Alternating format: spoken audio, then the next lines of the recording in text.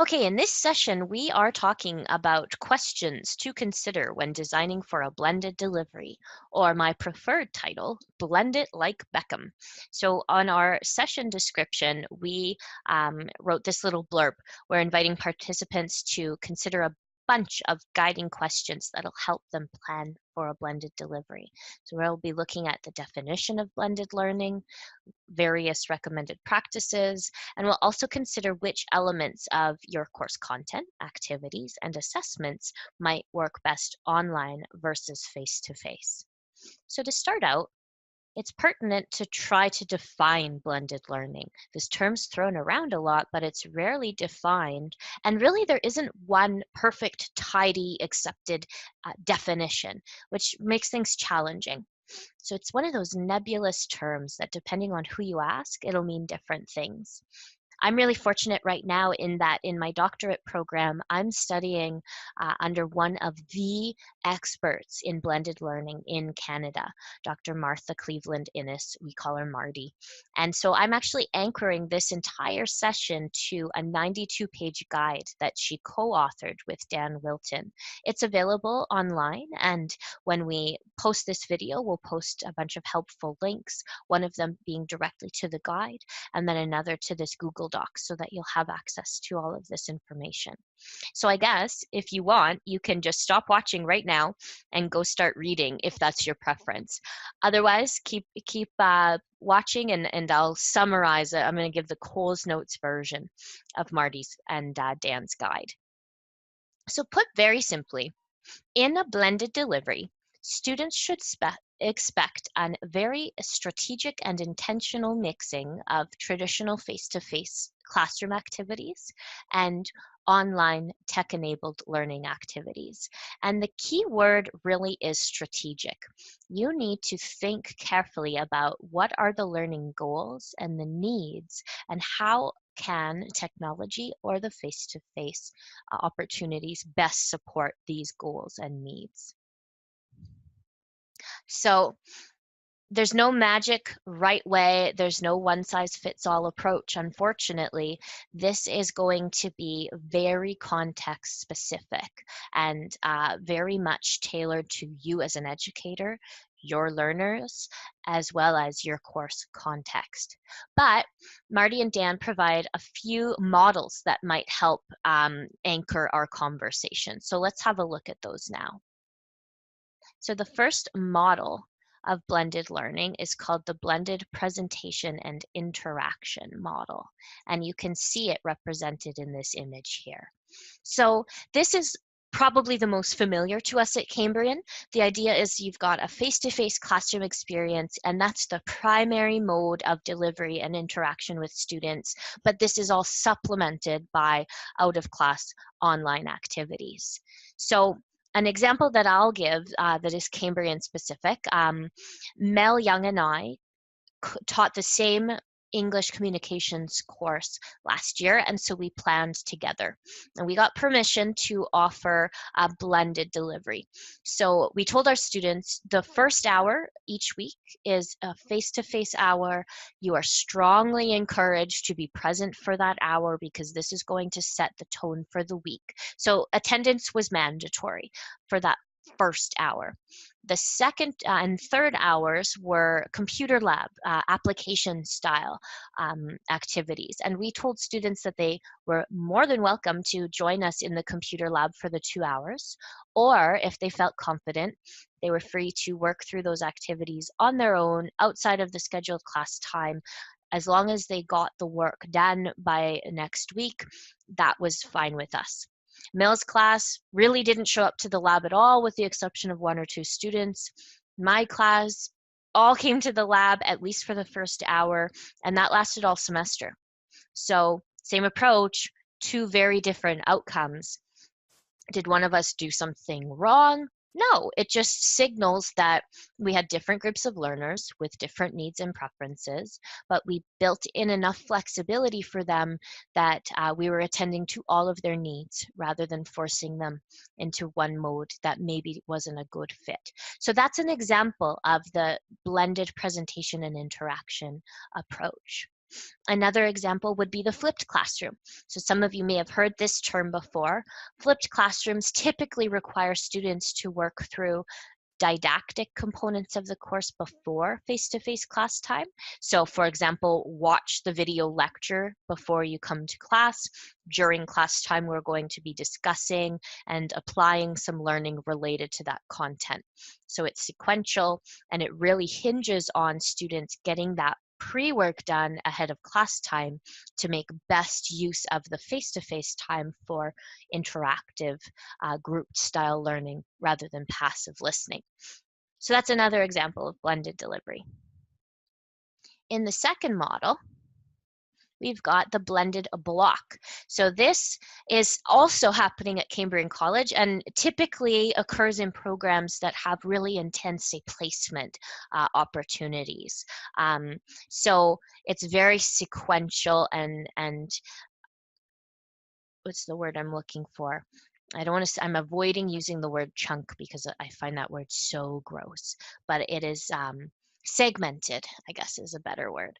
So for example, you start the first few weeks of the semester with intense face-to-face study, then your learners are distributed out into the community to continue their learning, maybe online asynchronously. So that would be journaling, reflecting, text-based discussion forums, that sort of approach. And then perhaps you come back together as a group of learners in class to debrief the experience, to present on capstone projects or other student-led type interactive and engagement elements.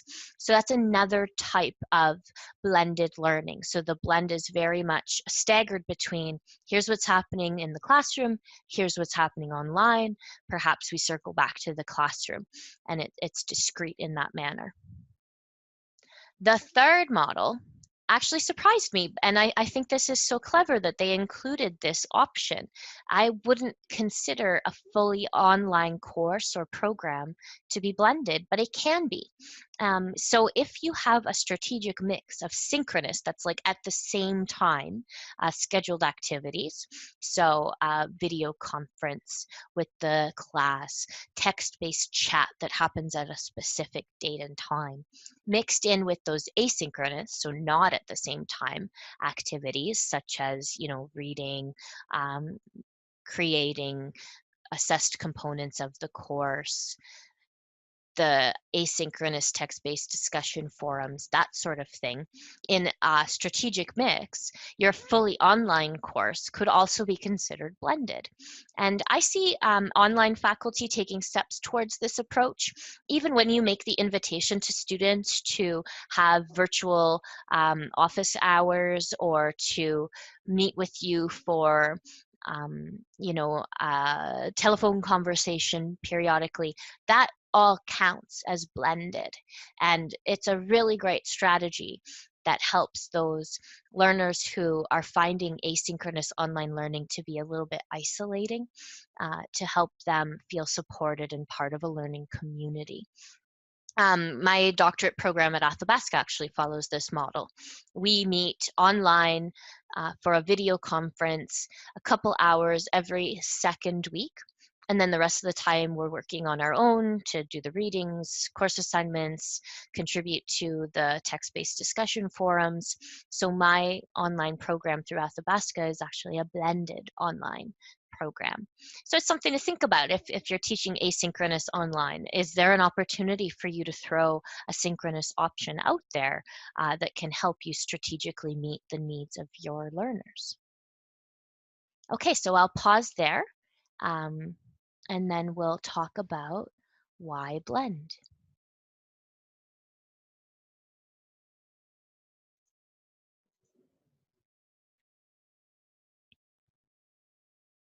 Okay, so we started talking about this in the discussion already, but just to quickly summarize, here's a couple key reasons about why we would blend our deliveries. You know, some of us are in programs that are offered in this mode, and so it is an expectation. Others are being encouraged to think a little bit more strategically about the use of on-campus resources like classrooms, and Pedagogically, there's also really strong reasons for blending deliveries. In some cases, it'll increase flexibility, but not all. If I am telling my students, here's what we're doing in class, here's what we're doing online, I'm not exactly creating flexibility there, but potentially I might be, like with the English course example where I say, okay, either show up in class or work through it on your own, user's choice. Sometimes they call it the a la carte model of blended learning. So that definitely increases flexibility.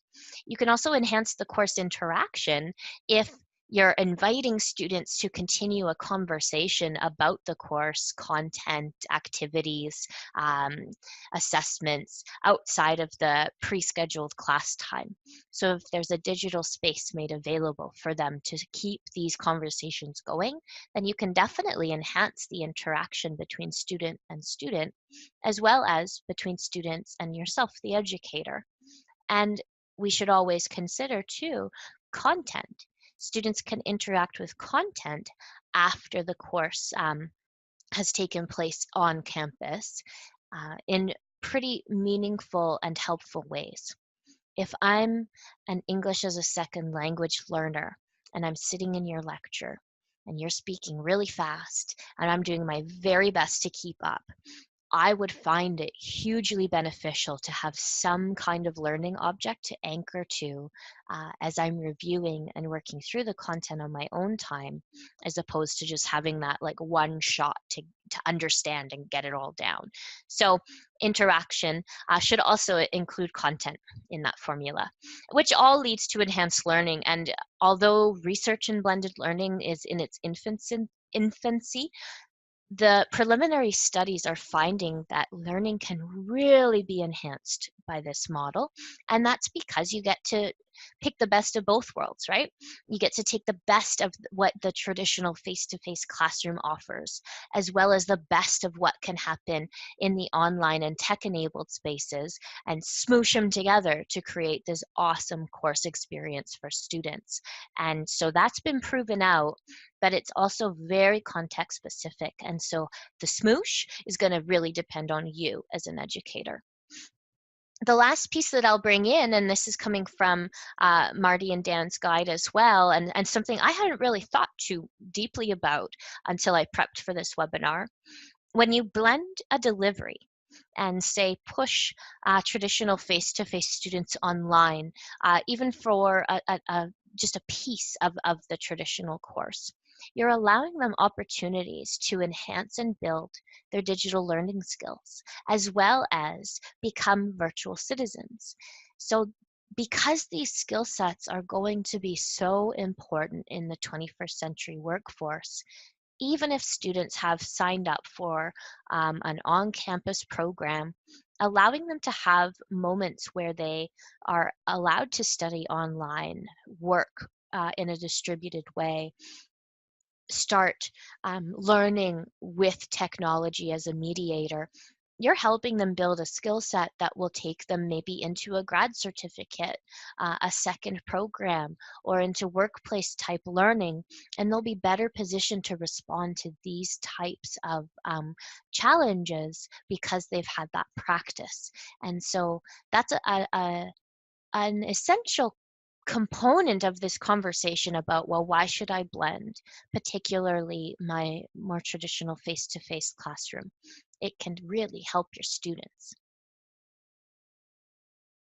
So question 3, and I think we're starting to kind of circle around this with some of our discussion, is who are my learners? Oftentimes, courses are designed without the actual students in mind. If you know, because you've got a wealth of teaching experience, you've been teaching in the same program or subject area for some time, if you know that, for example, student motivation is always a challenge, that should always be in the back of your mind as you're designing the blended delivery. So better yet would be to engage students in a conversation about how to blend.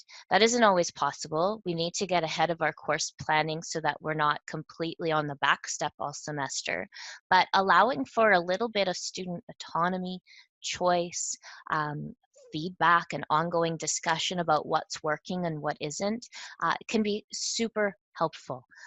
In the case of the high flex, or the example that I shared with Mel and I, allowing students choice for the lab component, because the flexibility was built in, I felt less inclined to ask my students, because it's a menu of options and it's kind of like an a la carte menu where they get to pick and choose. If I were to be dictating to my students how they learned which materials, I would definitely want to have a meaningful conversation with them, or at the very least a pre-course survey that helped me understand, what are my students' technical skills?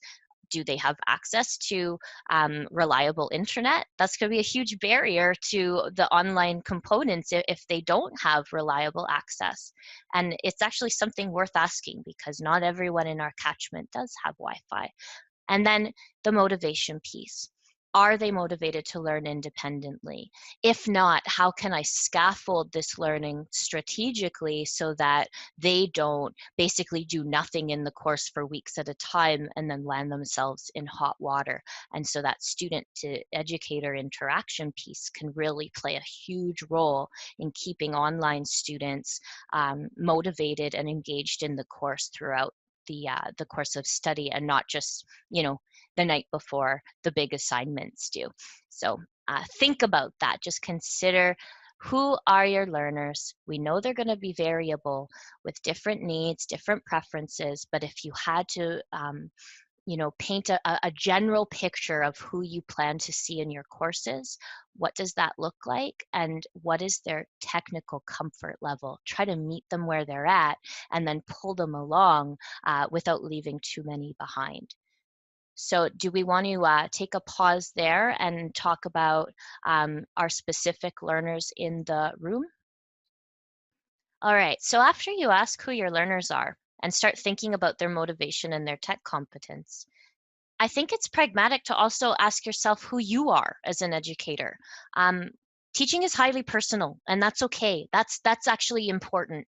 And you as an educator are the most influential factor in terms of student motivation and engagement. And the question that many educators ask me when they're transitioning from face-to-face to online, particularly the first few times, is how do I make what happens in class happen online? I just don't see how that translation can happen for me. It definitely can, and it's very much connected to who you are, where your comfort level's at, and then you make your design choices based on those questions. So a goal of mine when I work with educators in a consultant capacity, when we're looking at converting to an online or a blended delivery, is what is your face-to-face approach? How can we capture that in the online? Are you comfortable using things like, Amy mentioned H5P. These are online tools that can help make online learning interactive and engaging, but they take time to build. So you need to be realistic about how much time do you have? Do you have enough time to not just build the thing, but learn how to build the thing? Are you comfortable with, say, your face in video format in the online courses? Sydney, for example, really relies heavily on video. He's got some very visual content that he can convey that way, and it's a great strategy for him. Others might not be as comfortable, either philosophically or technologically, with that approach. So be realistic. If possible, see it as a scaffolded process rather than, I've got X number of weeks to deliver this fully finished product. Most of the research says that it takes actually 3 iterations of a course to have something stable. But we put all this pressure on ourselves and think that we can take on the world like the week before Labor Day, and it's just not possible. So think about ways that you can strategically grow and build your practice without setting the bar so high that ultimately you're inevitably going to fail based on your own imposed standard. And shameless pitch for the hub. I'll get to it at the end of the session, but I'll mention it here. All of this stuff can happen with support, so never hesitate to reach out. Okay, I'm going to transition now into some of the more pragmatic elements. I talked about backwards design, um, and that's basically looking at your DCO first. Even if you've taught the course 10 times, it's very helpful when you're thinking about new delivery approaches to dust off that DCO, have a look at the course outline, and really focus on those verbs. Sydney loves when we talk about Bloom's taxonomy down in the hub. It really is important though. Like, look at the example I share here. There's a huge difference between describe the correct donning and doffing of PPE versus demonstrate. And the way that you design an online version of this type of activity will really be dependent on those verbs. So it's a good thing and just best practice to look at your outcomes and anchor your assessments, your actual evaluated components of the course, to those verbs and to those outcomes. So first off, do they align? If not, you've got some suggested revisions for that dynamic course outline. And I'd start a conversation with the dean about making sure that if there's a disconnect there, that it gets remedied as soon as possible. The other pieces that really work well in a blended course are these self-assessment and peer assessment opportunities. So students' metacognition is really enhanced when they have opportunities to reflect on and talk about their own learning.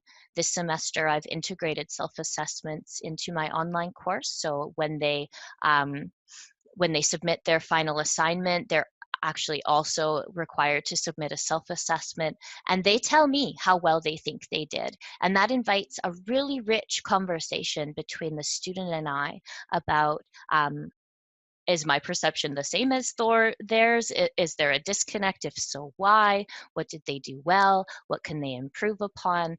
And that piece alone is super valuable and can be done quite well online. The peer assessment opportunity. So Sydney mentioned group work and how fraught group work can become, especially when you're in a distributed learning environment. I heard a suggestion, and this is just something I'm throwing out there as a consider. Um, Rather than grouping students for evaluated work that is shared among them, if your course outline allows it, consider allowing students to have full agency and control over that final mark, but the grouped learning and the collaborative piece comes in a peer assessment opportunity. So I'm doing, this assignment for Amy, and Sydney's in Amy's class as well. We can sit together and talk about, oh, I think you're doing this really well. Consider adding these elements. I feel like this piece needs a bit more work.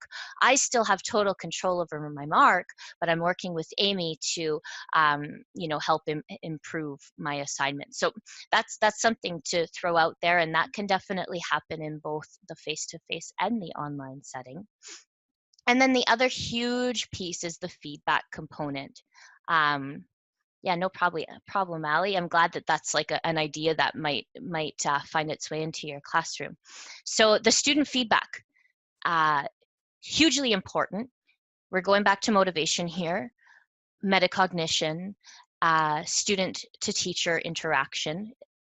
Students really want feedback, but they want meaningful and timely feedback that can actually help them improve their mark. So if possible, those checkpoints, they can be scheduled online, they can happen in the face-to-face environment too, but anything that you can do to provide constructive criticism along the way that students can actually incorporate into their assignment before the final grade is in would be very beneficial. And we can talk about various technology solutions that can allow that to happen, such as, scheduling quick Zoom sessions with each of your students. I find that very helpful. I'll open up their rough draft, we'll work on it together. 10, 15 minutes later, they've got a bunch of notes from an expert that is going to help them improve that final assignment. So you're noticing I'm not talking about this test or this particular software in this section. I'm trying to help you consider assessment and evaluation beyond those things that we see in our evaluation plan, and how you might enhance that process through some of these other components like self-peer and instructor feedback.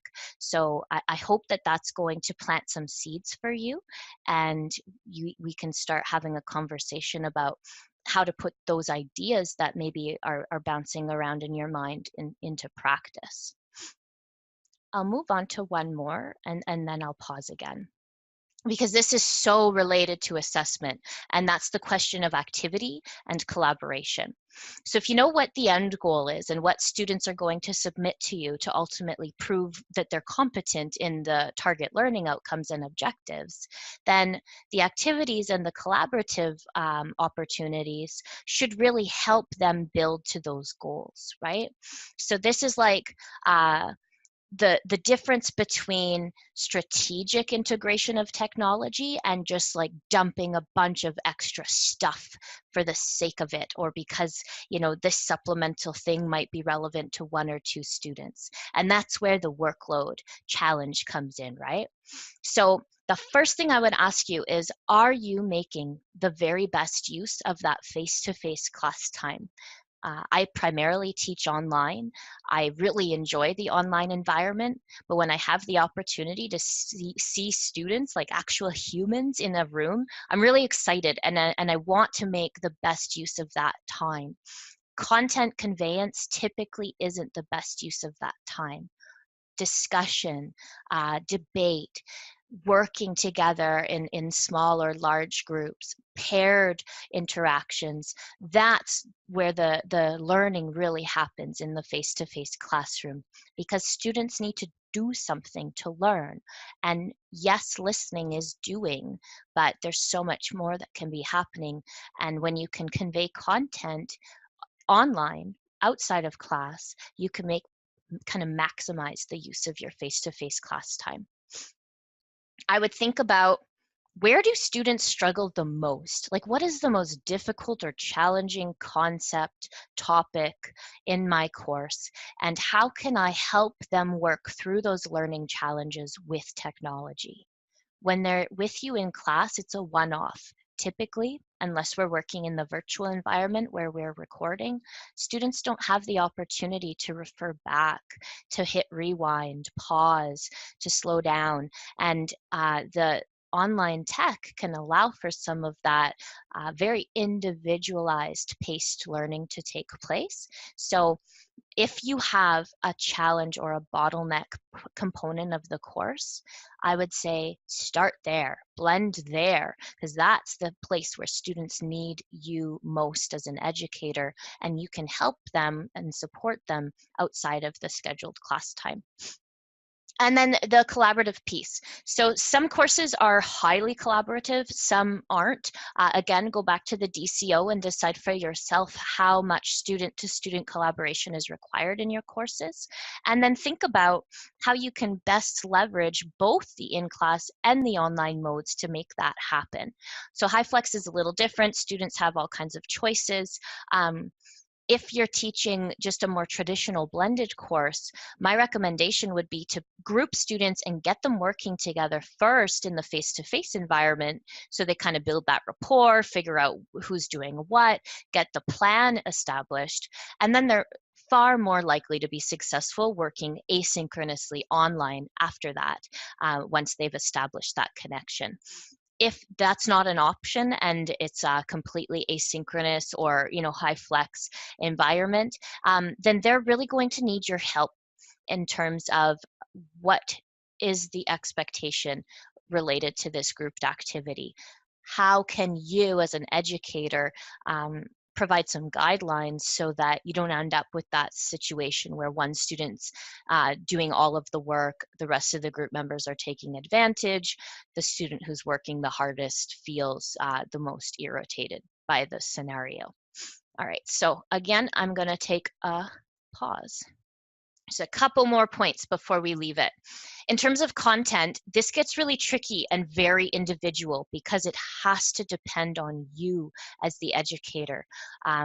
You need to find an approach that is going to be comfortable for you, considering intellectual property, academic freedom, the context of your course, your learners' preferences. So sometimes I'll work with faculty who are saying, like, I'm not interested in creating a video of myself. That's perfectly fine. No one would ever pressure you to do so unless the delivery mode requires it, and then that becomes a conversation to bring to your management, right? There's not just one perfect way to convey content, and that works in our favor because that means that you get to make choices that are comfortable and appropriate for you. I can help color that conversation with a bunch of different options so you know which to explore, and that kind of preliminary scoping conversation can absolutely happen down in the hub. I want to also just remind us all to build in opportunities to pause and reflect. We're so caught up in the go, go, go of the semester that it's very difficult to make space to stop and ask ourselves, is this working? What's working really well? What should I continue doing going forward? What didn't exactly go according to plan? Why? Best to ask your students why, if possible, and then manage your go forward planning appropriately. It's yeah, I found this quote, I forget where, that I stole this. This is academic dishonesty caught in webinar, but it's an evolution, not a revolution, is probably in Marty's guide. I like that though, because it takes the pressure off of you to be perfect right out of the gate. It's always going to be a process. It'll take revisions. Things that worked well one semester may not the next semester because of the learners in the room. And so it's all about reflecting and continuously improving. That's what's perfect, is if you can have your mind open to what can I adjust going forward. So in the few minutes that we have left, a last shameless pitch to the plug. We can help with all aspects of blended. So this is a very high level introduction. I'm hoping that as I worked through the various components of blended learning that questions came into your mind, ideas to explore further. So reach out to us, any one of us on the team, and we'll put you in contact with the most appropriate person. But we can talk about right from the planning phase to the implementation, that learning plan for you as an educator that might accompany these strategies. And then, of course, we also have a robust instructional design team that can help create some of these learning objects with or for you, depending on your preferences and goals. So all that to say, reach out to me or Amy or anyone in the hub, and we can start talking specifically about blending your course rather than just this like high level concept of what is blended learning. In the Google Doc, there's references here, and I just want to point to this Garrison and Vaughan